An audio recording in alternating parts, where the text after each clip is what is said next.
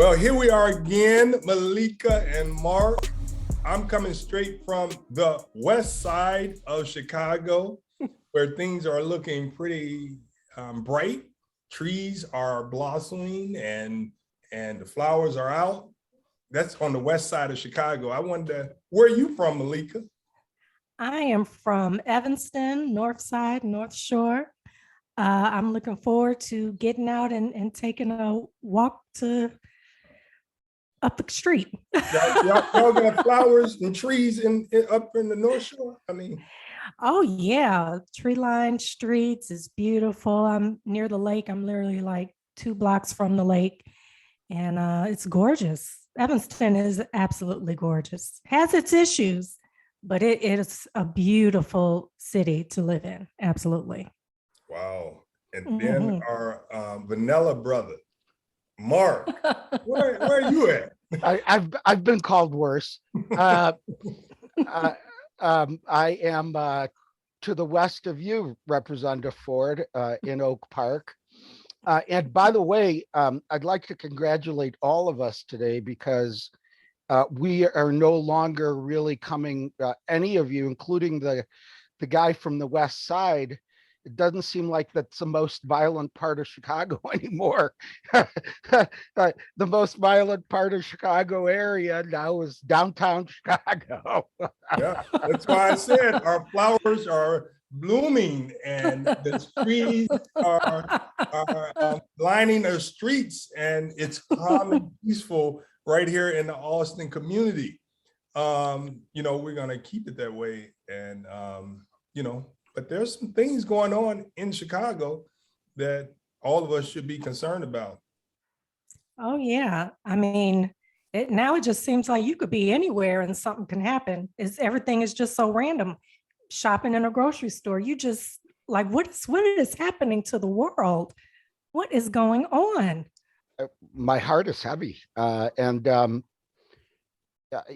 I don't know that it makes sense or matters, but I almost feel like I have to apologize on behalf of white people.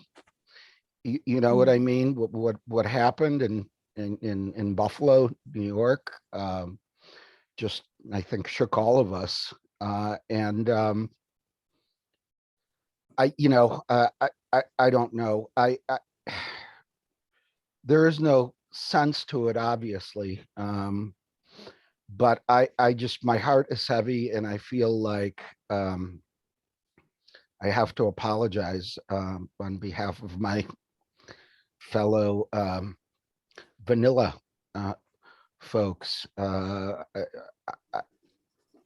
mean, can you look at this and can you really blame Black folks for feeling like they're discriminated against? Well, Mark, why don't you tell the people what about the grocery store? What do you mean?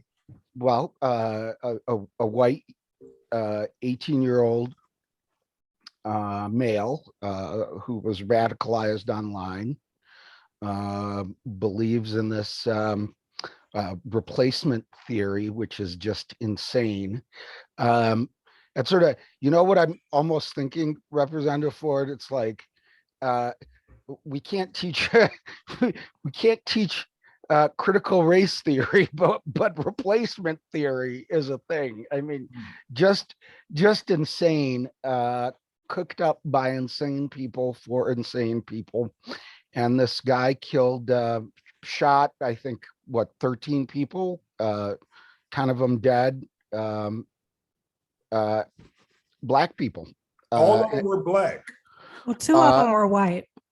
And that's just because they got in the way. They did. Because he pointed a gun. I saw a clip where this white man was on the floor and he pointed the gun. He saw he was white and he said, "Oh, I'm sorry." Mm-hmm. Just it makes me sick to my stomach, and I don't know what to say. Well, I'll tell you, the world we live in needs some healing, and that's what this show is called. It's called Chicago Heal. But you know what's amazing about that?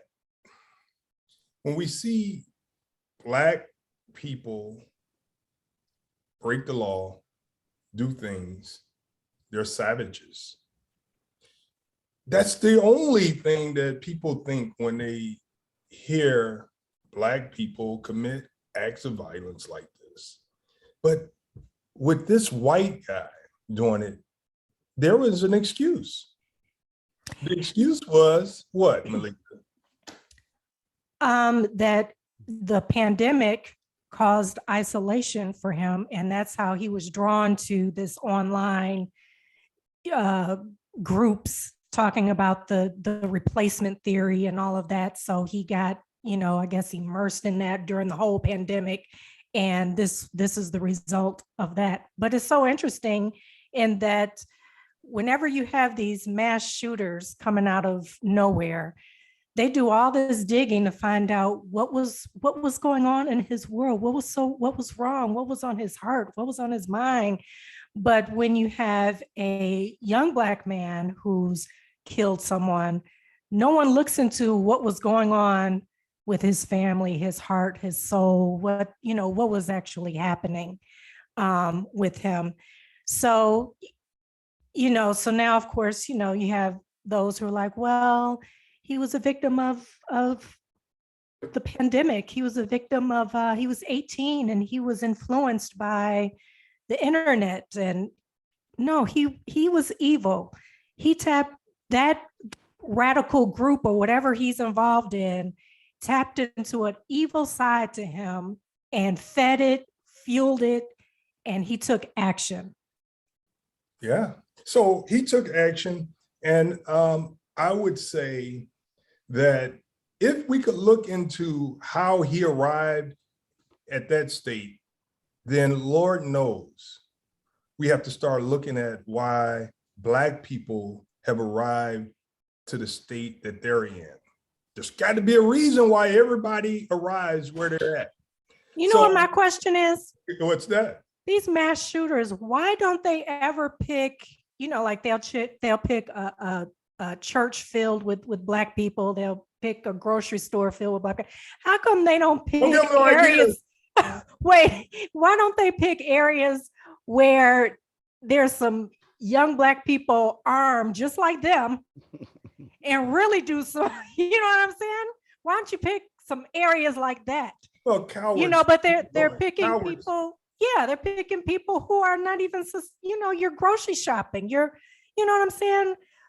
You're a coward. Why don't you go in some areas where they're ready? Well, they're on ready. Yeah. Oh, I see where they're doing shootings where we know they got those assault rifles. Go in there and start trying to shoot. Meleika, you trying to get some, you're trying to have a shootout.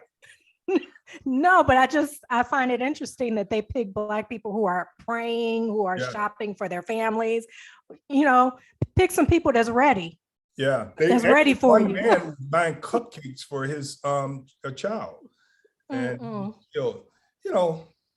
I think one of the things that often happens when you see Black people in situations like children, he's 18 years old, he's a kid, and you have 18-year-olds in Chicago doing things that none of us condone.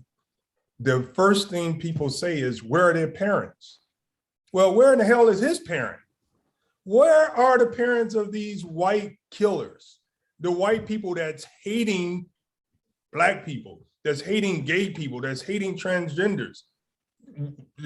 What's the problem? Where are their parents? Why are we just worried about where are the parents of the Black people?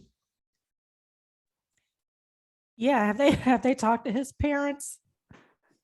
Well, we already know what they're gonna. What did they say? Well, he's such a nice kid. We don't understand what happened. Like, what did they say? I don't know that that's been released yet. I mean, I know law enforcement has interviewed them.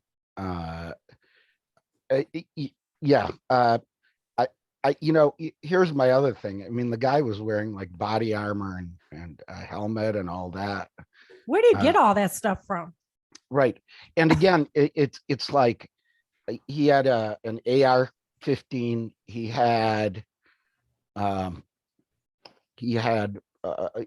mean, here's the thing. Even if he was somewhere where, you know, black people were armed. I mean, the security guard, before he killed him, security guard shot him several times and it just bounced off of him. Oh, is that right? Oh, I see. I didn't know the whole story. So the security guard did try to kill him, but he was protected. And That's the right. security guard was killed? The security guard shot him several times and then got killed by this Was the guy. security guard black or white? Black, a retired policeman. Oh, wow, man. I tell you. So once again, we talked about this previously on our inaccurate history and teaching of people, and how somehow this killer had this perception of black people because of what he's been taught and what his parents have been taught, the way they raised him.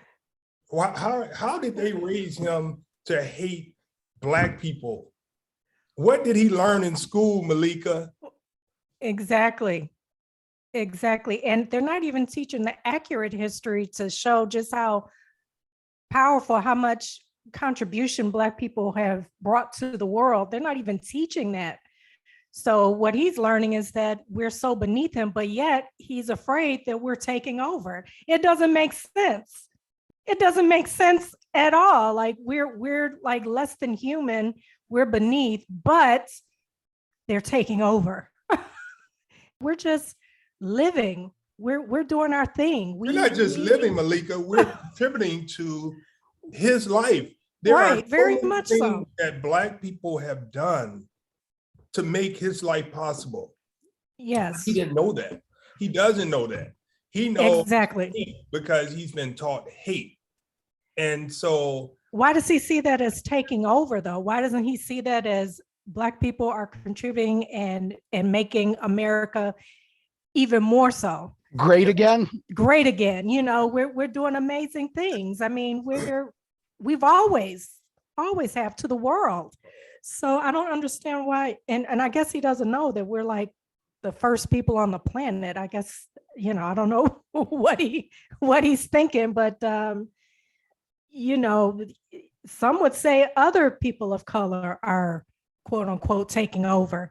So I don't know what it is about the Black people. Something about us puts fear into them. So Mark, you're our white guy for the Black guy. Explain what that fear is. Well, so first of all, let me just say that for a change, I'm in solidarity with you all in terms of being targeted, because this guy was an anti-Semite too. He hated Jews. Only thing is, it's harder to tell who's Jewish and who's not. So unless you went to a synagogue, this was easy pickings. And you know, and this is something that I always say. You know, coming from Russia, being an immigrant, being hated there for being a Jew, I've experienced anti-Semitism, but you know, I can say I'm not Jewish, right? Nobody Black can say they're not Black. And Mark, hold that thought. I don't want you to lose it. There are some Black people that's darker than me that say they ain't Black. Go ahead, Mark. They act like and then, you know, and a few who can afford it actually bleach themselves. But in any case, you know, this is this guy just hated the other. You know, I think sometimes people just hate success. And as we, you know, I think that this is so disturbing on so many levels, but the most basic is that this guy actually thinks, and this is what really makes me crazy, okay?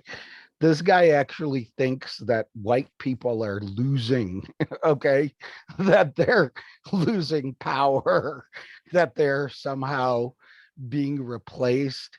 And, it's like, did you all know that white people are in distress?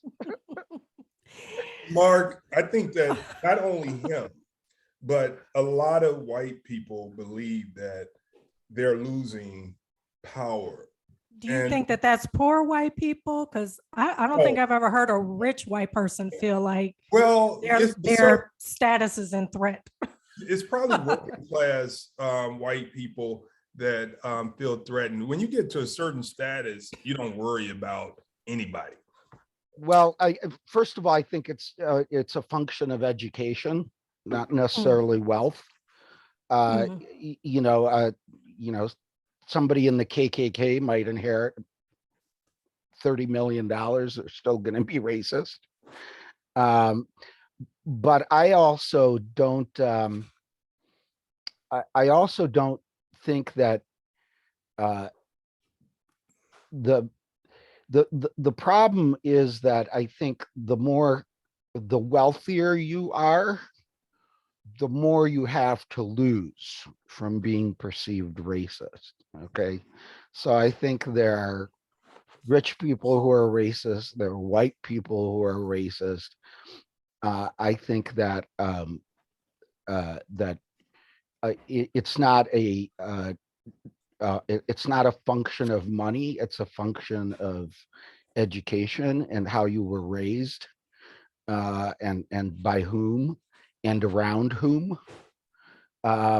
Because I think that if you grow up in a more diverse community, you are and you see Black people as humans rather than the other, you are probably less likely to be like this.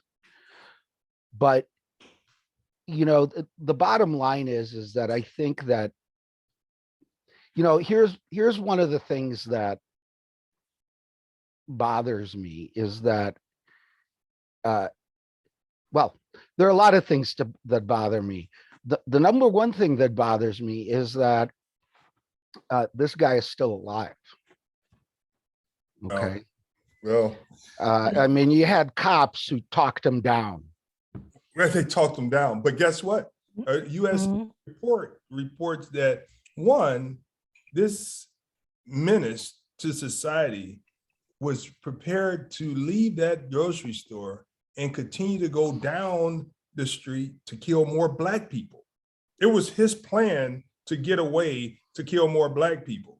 And the USA Today reported that the age of the victims range from 32 to 86 years old.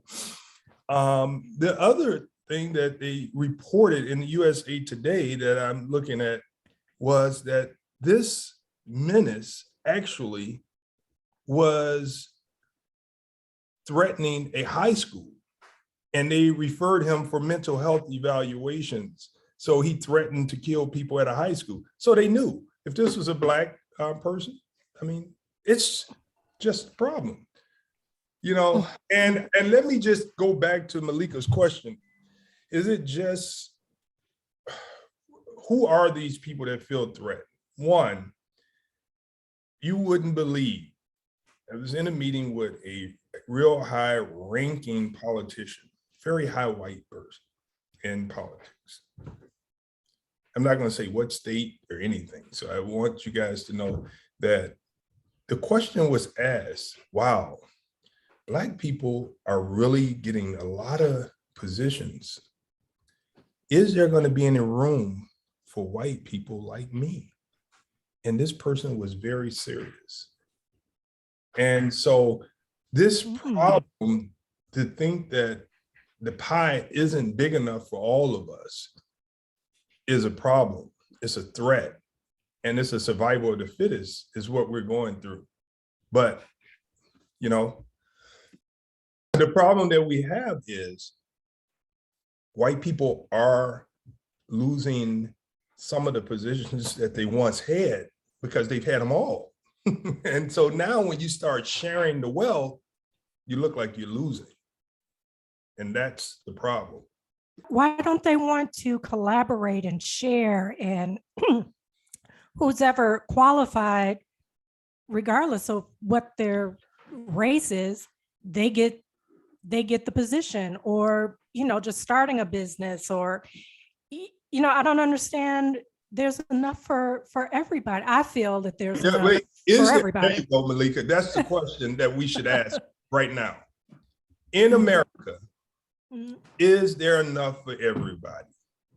There's only one spot. One person could be president. One person could be vice president.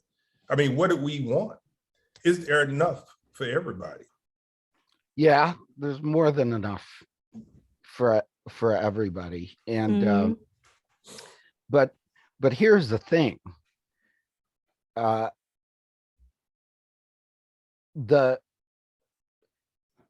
guess one of the things I would just say, just because, I don't know, maybe it's because I'm defensive, maybe it's because I do want to try to convey some sense of hope or unity or something. And that is to say, it's also just, I do think it's important to define who they is, right? What is it that they want? Why are they against us? And I would just say, you know what? I am perfectly happy to live in a world where every politician and person in power is Black. Okay. And, I exaggerate, but I just want to say it's a part of what's unfortunate is that when we get along like we do here, that's not news. Uh, I think the shootings, the killings, that's the news. And so I would just, I think maybe remember you made this MLK quote, and it's one of my favorites too. It sort of, whenever something like this comes up, I always think about it. What's that? Darkness can't drive out darkness. Only the light. Only light can do that, and hate can't drive out hate. Only love can do that. To me, even as I say it, I have goosebumps, because to me it's so critical. So there are a lot of us who are not just okay with it. We try to be active allies. And I wonder what else we can do. I mean, well, you know what we can do? so what can well-meaning white people do White, to stop this? Like, I'm all for, first of all, I'd like this guy to get the death penalty. Second of all, I think that his parents should be raked over the coals. Yep. But like, what else can we do? Help me here, because I'm really struggling with I guess I would say, what, let me ask you this.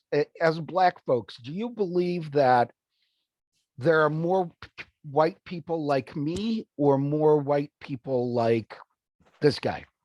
And obviously in degrees, not going to go out and shoot somebody, but do you think that most white people are okay or better, or do you think it's sort of worse? That's an interesting question. I have a white friend here in Evanston. She's a diversity consultant. And she said, Meleika, every white person has a degree of racism. It's in the DNA. It's just embedded in us. And she said, but many of us don't want to be racist. We wish we could get it out of our system, but we were taught these things so early about Black people and other people of color. I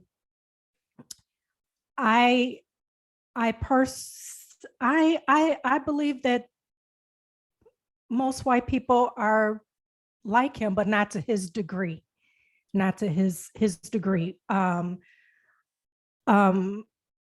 I mean, you can be great friends, and then all of a all of a sudden this other side comes out of the blue. And you're like, wow, I didn't know you felt that way or you believed that. I had a really close friend. He was white. He was an attorney, real estate attorney, and all of his clients were Black, and that's where majority of his success came from, was from the Black community. And then he had said something one day that I couldn't believe he said it.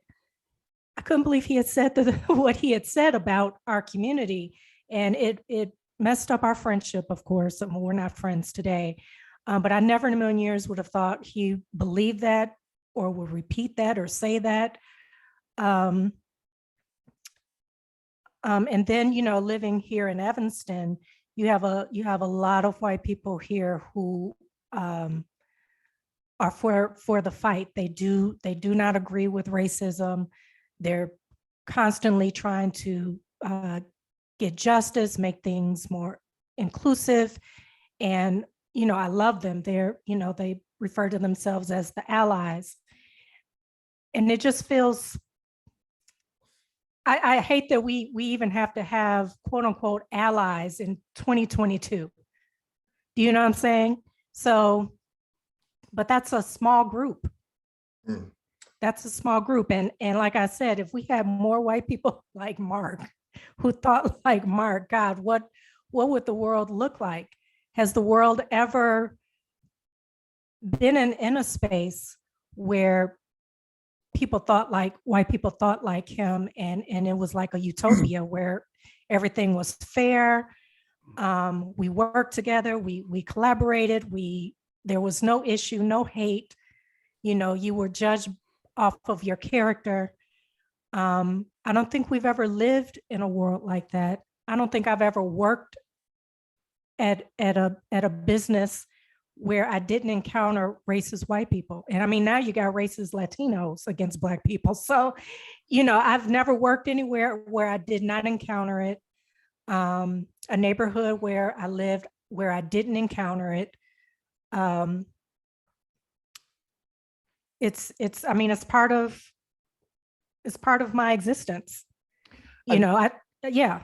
Well, let me answer the question. And I believe that the majority of white Americans are good people and will do no harm to Black people. But here's the thing. One, like everybody, it's a natural instinct to protect your goods. And regardless of who you are, if you see someone infringing on your success or seems to be putting you in a position that you're going to be losing, it's a natural competitive model for you to react, whether you're white or Black. And so you're going to find that happening. We got to wake up and realize America is competitive. Let's not always blame it on racism. Let's blame it on competition and step your game up. But who's at fault for all this is the government. The government has put barriers in place to give people advantages over another. And so the government is there to protect our liberties and to be the one that makes everything fair and balanced. When you have a government that puts people at an advantage over another, that's where we have the problem. And I would go back to Mark's question, how do we do this and how do we fix it? One, we got to make sure that schools correct the minds of students when they're in there. They have to be taught right. That kid displayed racist thoughts and facts that he created that were not true. And the teachers knew it. So did the superintendents, so did the principals, so did his parents. That kind of stuff. Schools are not just there to teach you the ABCs and the 1, 2, 3s. It's there to shape you as a person. And they shaped him as that person. They also shaped his parents. We can correct people's behaviors and thoughts through education.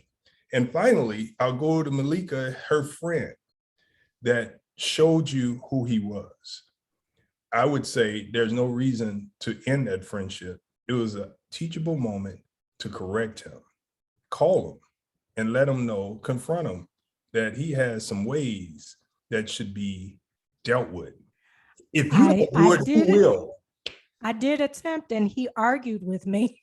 Good. Argued Don't start the fight. No, see, this is the. It was like, I think it was hopeless. This is the thing. So a few thoughts here. First of all, right to your point, Meleika, an early boss of mine taught me something about apologies and arguing, and it's been said in different ways. When you apologize and then there's a but, everything before the but is meaningless. Like my supervisor used to say, apologize, don't explain. Okay, that's what a sincere apology is. Apologize, don't give excuses, don't explain. I also wanted to just point out that I think to some extent, I agree with you that we're all inherently racist. I think that has to do some with the psyche of humans, and I think Representative Ford just alluded to this. Our brain is wired to recognize friend and foe from evolution, right? And so by design, we're very, very tribal. And it's not just black versus white, or black versus, or white versus brown versus black, or whatever it is. I think all of us do seek comfort in sameness subconsciously. And so, for example, I've worked a lot with people with disabilities. And I tell you, I have a friend who's a quadriplegic. So he's paralyzed from neck down. And every time we go out and I'm helping him by holding his drink with his straw to his mouth, I can tell you, I can almost hear everything stop in a restaurant or a bar as everybody's just watching us as if we're from Mars. And so I think to some extent, difference makes us uncomfortable. For example, again, in Russia, where everybody is more or less Caucasian, certainly, light brown, not black, anti-Semitism is the prevalent thing. The Shias and the Sunnis in the Middle East are slaughtering each other, even though they're all Muslims. So, and to acknowledge your point, I actually have a phrase that I like to use to describe people's innerness. I like to say there are no racist whites until somebody black moves in next door to them. Well, I would say that what's so important about this race discussion is that it will go on and on forever, and that we have to recognize that even black people look at white people and be like, look at that rabbit, or whatever you want to call it. You guys have names for black people, black people have names for white people.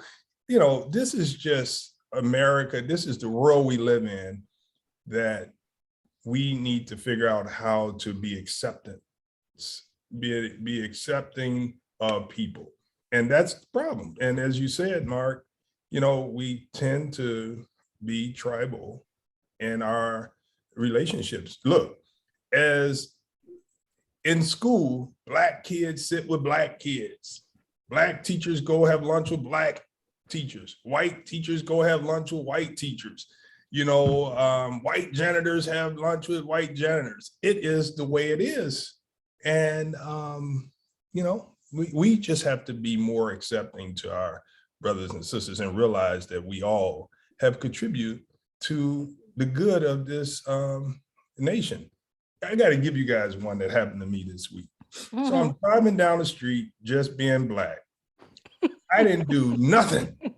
Well, And- you were born with the original sin of being black. Right. So I'm driving down and I'm doing, wait, not only did I not do anything, I'm doing everything right. So I stopped at the red light.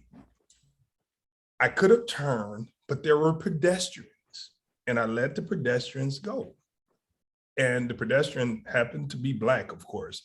I make a special effort to make sure that when a black pedestrian needs to cross, that I'm going to acknowledge the black person and let them cross. I let everybody cross. But I thought if I crossed, you'd hit the gas. no, I will let you go. But I have to say this because, and I'm doing it in a way to give everybody a conscious about, if you see a black person in a walk, please treat them the way you treat everybody else. Because I try to cross the damn street and they never stop. And you know, Mark, I run from Chicago to Oak Park and there's a crosswalk. And you're supposed to stop for pedestrians. They stop for white people, but they don't stop for me. It's okay. So I'm just using this opportunity to say that. But so here the guy blows the horn and then I turn after the pedestrian goes and guess what happened? He pulls up to the side of me and I look at him. I'm like, what? He says to me, what makes you so special? I'm like, what the hell did I do? And I said, I think it's because I'm a black man. And he said, what the hell? He got pissed off because I said, I think it's because I'm a black man. And I just laughed and he was freaking pissed off. Even the fact that I had this, that I said that I was special because I was a black man. I was so proud of myself because I didn't get belligerent. Sometimes my temper can flare because he pulled on the side of me and he had hate in his eyes. But, you know, I let cooler heads prevail. And I said that. What I wish I had said also was, you're special too. But I didn't do anything. And that's happened to me often. I've done nothing but be black and I get hate. That's not love. No. Do you find that Black people are more welcoming, you know, whether you in the neighborhood, you know, the white neighbors or on the job, that we're not looking at color, we're just, you know, living, we've started a new job, we're like cool with everybody, trying to be cool with everybody. But then, you know, we're reminded not everybody wants to be cool with you. Well, let's ask more. I will say this. I think our arms are always open to acceptance. Well, Mark, initially. I don't, you know, I don't know. Initially. I don't know about that because look, Okay. the white man felt discriminated. Let's hear it. No, it's well, so first of all, you know, it doesn't happen often enough that I mind. But no, realistically, the point is that I think everybody can be uncomfortable. Okay. Well, hang on. And the point is that there are certainly plenty of times when I'm in a, you know, in a space where Black people are the majority. And, you know, I mean, you said it yourself, there's demeaning white names for the Caucasians, just there, like, so the point is that, again, I just want to emphasize one thing, and this doesn't excuse anything. We all recognize difference and tend to group to sameness. Okay. So you're not asking a question. Did they make you feel uncomfortable, or are you uncomfortable because you feel different? That's the question. Well, let me answer it this way. When I dated or attempted to date a Black cheerleader in high school, and her father put an immediate end to it because he didn't want her dating a white person, not his word for it. I did feel uncomfortable. Okay. So the point is, it does work all ways. And I didn't have a dialogue. I didn't figure out why. I was just a high school kid doing my thing. So the point is that yes, there are times when, look, if I show up in certain neighborhoods, I'm going to stand out simply because of the color of my skin. Okay. Now, whether that means somebody's going to target me more or stay the hell away from me because of my privilege, I don't know. But again, we know it is different. So if there is, a group of able-bodied people and, a paraplegic, walks in or rides in a wheelchair or whatever, people also look, kids stare. Okay. It happens all the time. So I do believe that we, again, by psyche, we call it the lizard brain. So it's a part of the brain that reacts before the logical thinking part kicks in. It's the earliest part of our development in and evolution. So I do believe that everybody is more comfortable with sameness. And I certainly believe that there are Black people who don't want to see me in certain spaces because those spaces are safe for them. They see it as being their spaces and they don't want that intrusion, All that right. outsider. So again, I do believe that. But look, the point is that you all didn't arrange the world in a way that benefits you and oppresses me. Right. Okay. That's what So I let's the just government. acknowledge that. Right. Right. It's That, it's the white people who did that. that's the Okay. government that did it. That's what we were saying earlier. I said it earlier that, no matter what, we can have rules and consequences in place to deal with people's behavior, and automatically it corrects it. And people begin to think differently because they know. But I think Mark answered the question in a way, but he fully didn't. And so what he didn't say was that, no, I don't feel Black when I'm the only white in the situation. Well, I would never. I mean, but you know what I mean? So just let that settle. And that was because I think yeah. No. You know what? I will tell you this. If I said that, I would deserve to get punished, because the point is that I'm always very, very clear. Okay. I talk about my own experience of being a Jew in Russia and being beat up in first grade for being a Jew. And then coming to this country and having the Jewish kids at my ritzy Jewish day school where I was on scholarship being mean to me because I was a Russian, just like the Russian kids had been mean to me for being a Jew. Again, that's all among white Jews, and we still manage to oppress each other or criticize each other. And there's a hierarchy of, we should get into that sometime. I don't know if you guys are sort of aware of the Ashkenazi Jews versus the Sephardic Jews. So it's the whiter European Jews who look down on the more Eastern, browner Jews. I mean, let's not even talk about white Jews looking at Black people who say they're Jewish like they're crazy. So the point is, again, I do believe that everybody can be uncomfortable with difference. Okay. But I also do believe that that is, and again, Meleika, to what you said earlier about your friend, I agree that all of us are born and bred and raised with certain prejudices. But I will also say that it is what really matters to me.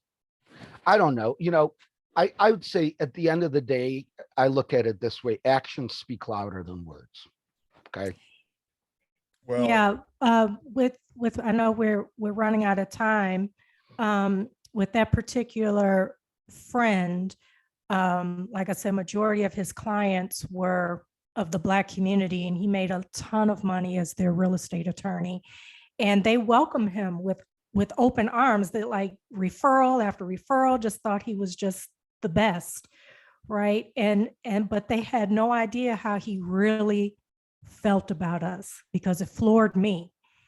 And the things that he said was so hurtful. And I'm like, if your clients knew that you really felt this way, they're sitting here thinking that you're one of the quote unquote one of the good ones, that doesn't hate us. And really in your heart, you think a certain way about us. Yeah,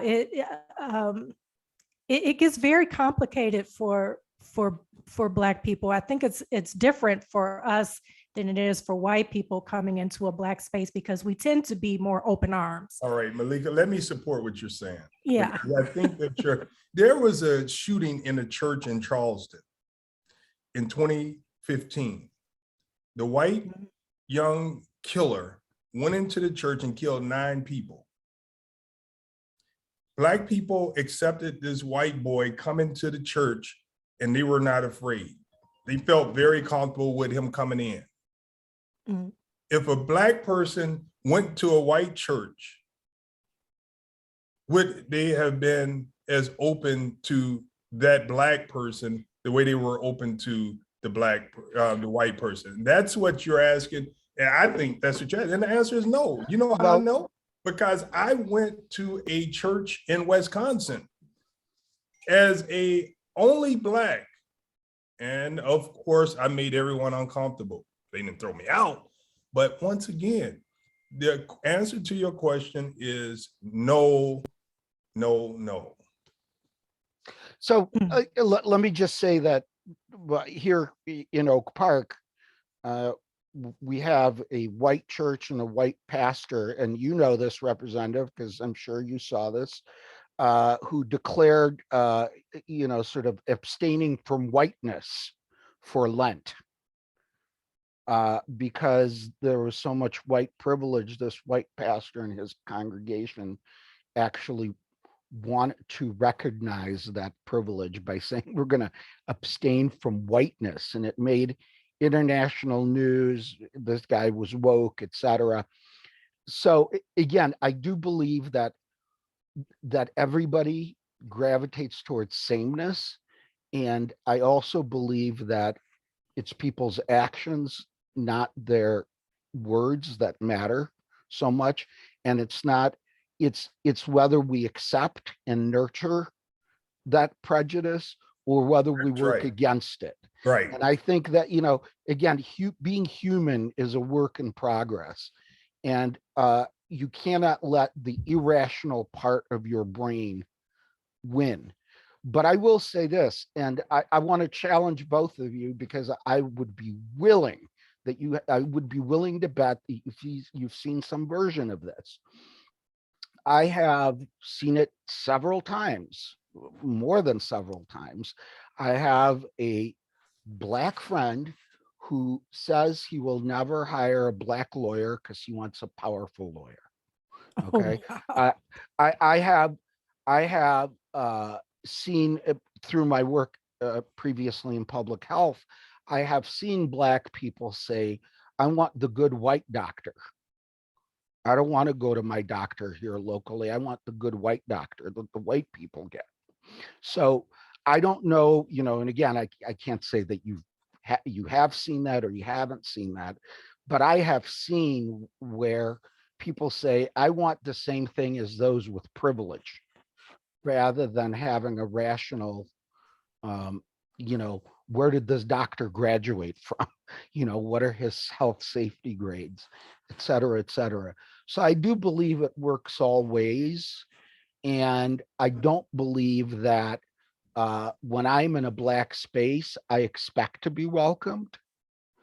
And I believe that I have to work towards that acceptance and welcome. But I also think that people should meet me, somewhere on the path. but again, to me, the point is this. Yes, there are people who are different, and we all are different. And it's ultimately not what not what your lizard brain reacts to. It's what your logical brain does about it that matters. Yeah. Well, when you speak about the white pastor in Oak Park saying what he said, I would tell you that people have a right to do and say whatever they want. I never, ever try to control people and what they say and do. But I think white people should be white. I don't want you to stop your whiteness. I want you to tell me who you are. And when you really show me, let's communicate about it. But what's wrong with you being white?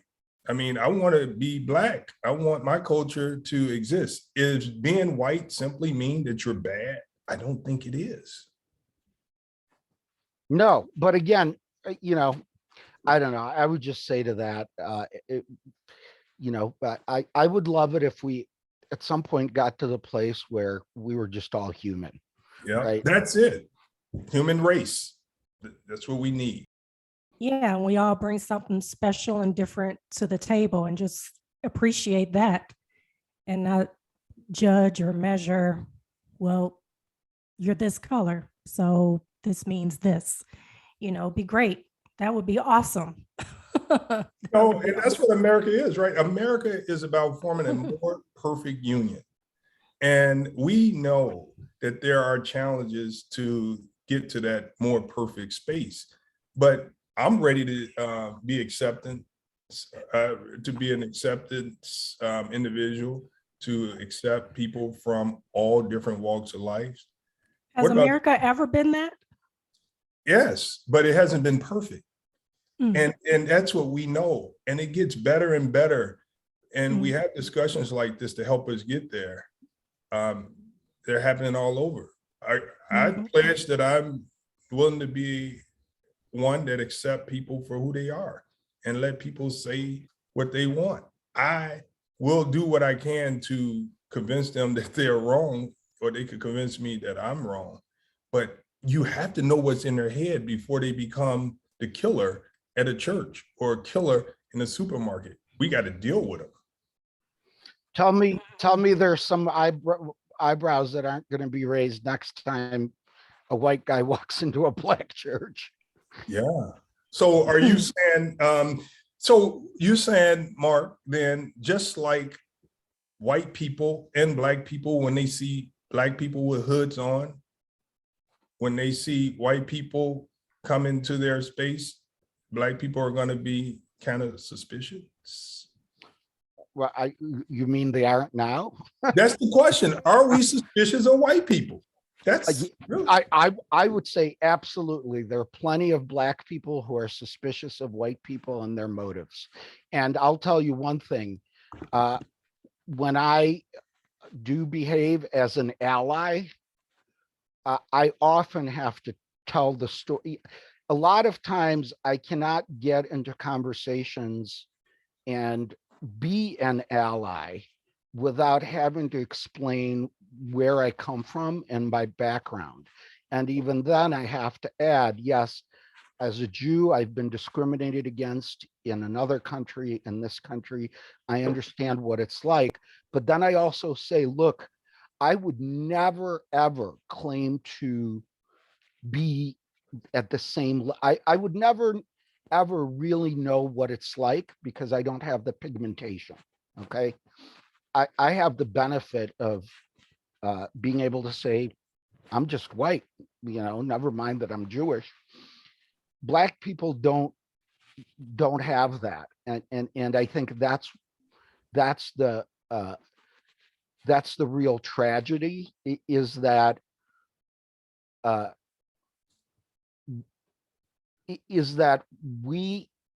white people have set up a system that benefits white people, but most white people won't acknowledge that or don't even understand it. And this, I tell you, is something that we have to remember. Meleika? Yes. One, I always say fight for your life. 2, there's this thing going on, evil versus good. I mean, Putin is killing and taking over land from other white people. It all really comes down to evil versus good at the end of the day here, in this world, in this lifetime. And people, tap into your good, and let's keep up the fight against the evil. Mark? I have something that I really want to say. I hope that it doesn't offend anybody, but I've said it before. When I look at the newspaper this morning and I see the black on black crime that has taken place over the weekend, I just want to remind the folks participating in that they're doing this murderer's bidding. Yeah, and Okay. They are doing the KKK's work and the Nazis' work for them. And to me, that is the biggest tragedy. That's a tragedy. And I would tell you, when I see the violence happening in Chicago, I see those young people at the age of 50 and a father, all of those Black kids downtown could be my child. And what I know is that I want to support them, and I want to give them the resources that they need, whether it's tough love, resources, jobs, whatever. We have to do it. It's not going to be enough just to lock them up. We have to give them the punishment, just like you would give your own, but you also have to give them the love and the support they need. This has been another episode of Chicago Hill. And we definitely want to send our heart and prayers out to those in Buffalo who lost family members, and Orange County situation there, and definitely here in Chicago, the prayer stays up for all of the gun violence and the victims and the survivors. And with that, this has been another episode of Chicago Hill. And Mark, you got to tell them. Don't be stupid.